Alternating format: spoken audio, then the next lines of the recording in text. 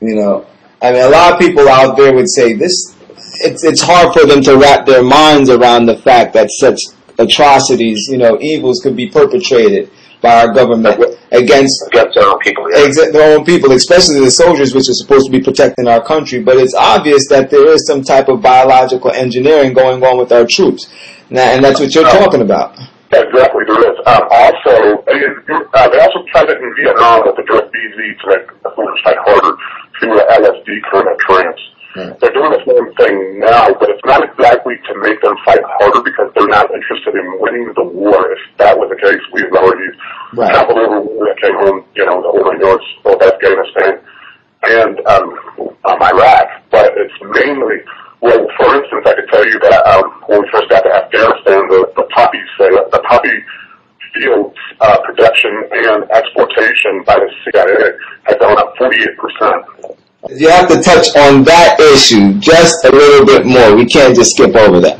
It kind of goes hand in hand with the drugging of the troops, and also when we go back to the drugging of personnel. A lot of them the reason why they're being drugged, that like special forces people, the reason why they're doing things to make them psychotic, to make them come home and do crazy things, is because their main interest, their main interest is to do away with the Green Berets. There you go. The reason why they want to do away with the Green Berets is because the Green Berets were I would say wholly created by John F. Kennedy, but it was something that was implemented by him. And he saw a need for them. And also remember, he tried to do away with the federal government, but he got blown away. And then therefore, his element in the military, which is the Green Berets, they wanted them gone. And they're still trying to get them gone because the Green Berets actually have like a silent pact. If the government turned against them, they know exactly what to do. Wow. Yeah. I'm telling you, one of the things that I saw, I'm not going to say which airbase, it's a very secure airbase. They had planes that had machines inside of them that basically spray chemicals in our sky. And the official report would be that they're trying to cool down the Earth from the heating of the Earth. But basically, it's basically to make you very ill. Okay. And this I know because I've seen them at the machines themselves. And it's the company that gives them the chemicals is the same company that the Bush family owns and has owned since World War I. And you're speaking of the chemtrails right now.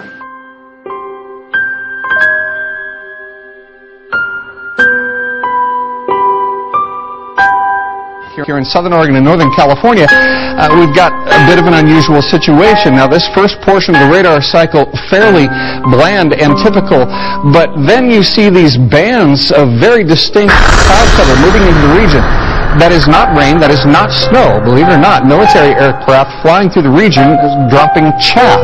Small bits of aluminum, sometimes it's made of plastic or even metallicized paper products, but it's used as an anti-radar issue, and obviously they're up there practicing. Now, they won't confirm that, but I was in the Marine Corps for many years, and I'll tell you right now, that's what it is.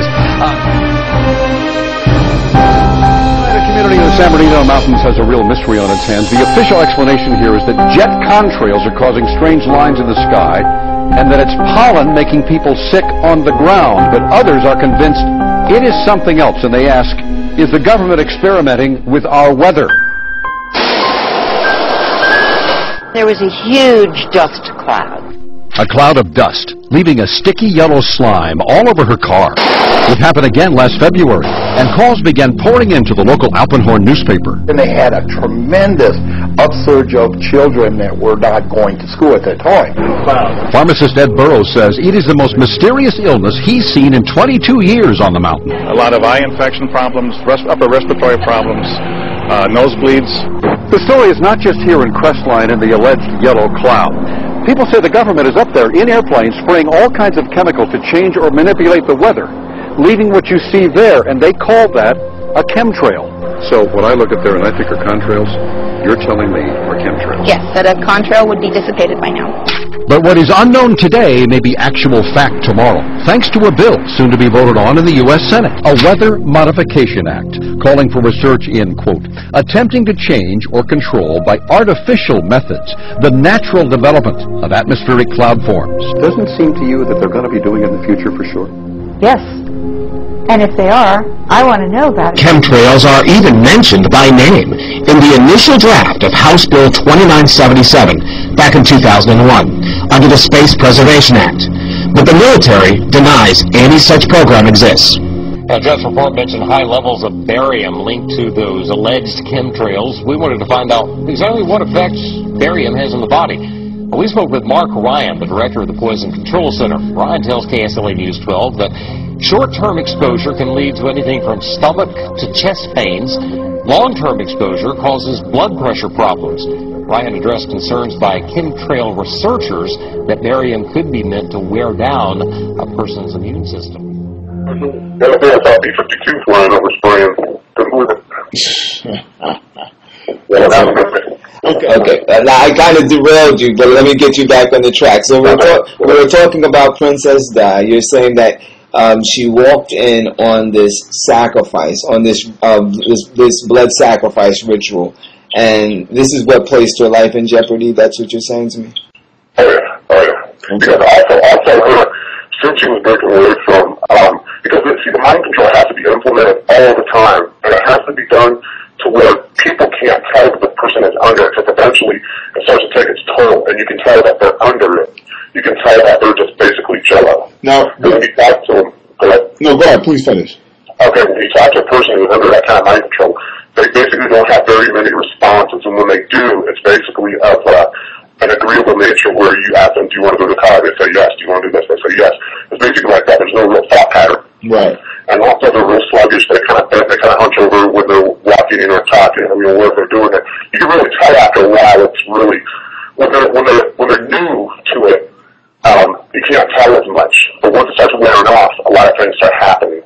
And one of the things that happened to her when it wore off was paranoia. Right. And that won't happen. It'll be extreme paranoia.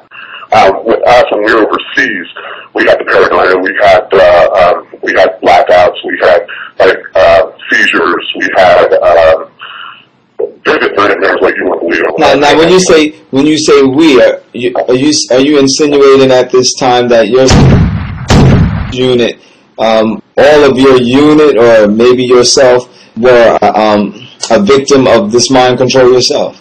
Right, because there's a lot of moments that I can actually say that we're kind of blacked out. Not just moments, but even days and weeks. Just blacks. I just can't see where it was so blacked out. Yeah, that's very interesting. Yes, and that's one of the things that tip me, or the issues that paranoia starts coming, because you have no recollection of some of the places, some of the things. Even like some people's names, things just start like blacking out your mind, kind of like a computer that's going on the fritz, and some things you can pull up and some things you can't. That's how mind control works. And one of the systems that they use heavily right now is actually the Xbox. Oh, the Xbox. You're talking about the gaming console. Yes. Now you have to elaborate on that. You're saying to me right now that the Xbox, the gaming console that's developed by, well, it's Bill Gates' company actually that develops the Xbox. You're saying that this gaming console that little children play, it's used to implement mind control? Yeah, and it was actually designed by one of the elements of the CIA who said this is what they do. Kind of like, you know how people study advertisement and they go put the shiniest thing in the front, so when you walk in, and basically as you keep going through, you're basically overwhelmed. Right.